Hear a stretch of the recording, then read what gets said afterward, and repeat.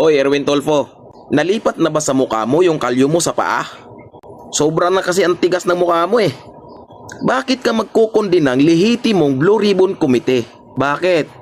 Binoto ka ba ng 13? Si Win Gatchalian, binoto ba ng 13 para maging Senate President ayon sa saligang batas? Gaano na ba kaliit yung utak mo para hindi mo magawang unawain yung napakasimpleng nakasulat na nakasaad sa saligang batas? Hayaan mong tulungan ka ng basurirong tulad ko na hindi nakagraduate ng grade 6 para lubos mong maunawaan ang isang konstitusyon na ayaw mong unawain.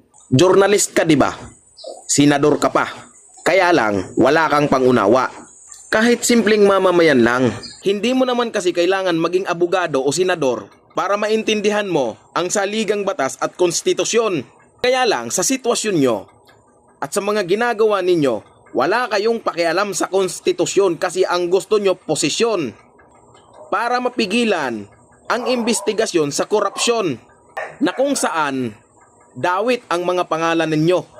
Madaling maintindihan kung ano ang nakasaad sa ating batas.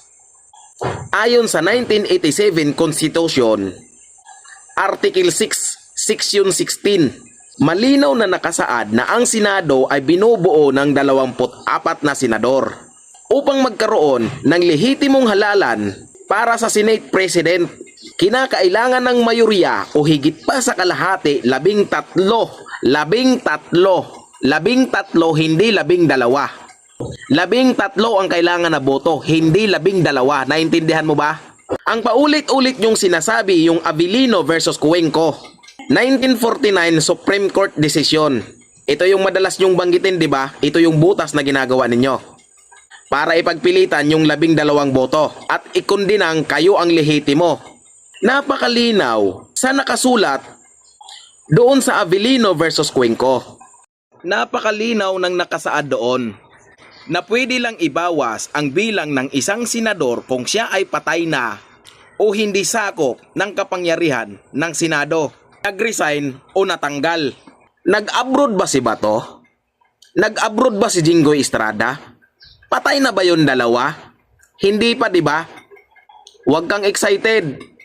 Antayin mo panahon mo, huwag kang mangagaw ng posisyon. Punyemas naman. Mag-isip-isip mo, sir, ng konti. Huwag mong gawing tanga yung sarili mo. Huwag nyong gawing tanga yung si Gatchalian. Si Gatchalian naman uto-uto. Umayag sa gusto nyong gawin na bindalo. Hindi ba't hindi rin naman tinanggal sa pwesto si Bato at si Jinggoy Estrada? Hindi rin sila nag-resign? Bakit nyo ibabawas yung dalawa? Nangingibabaw sa ating saligang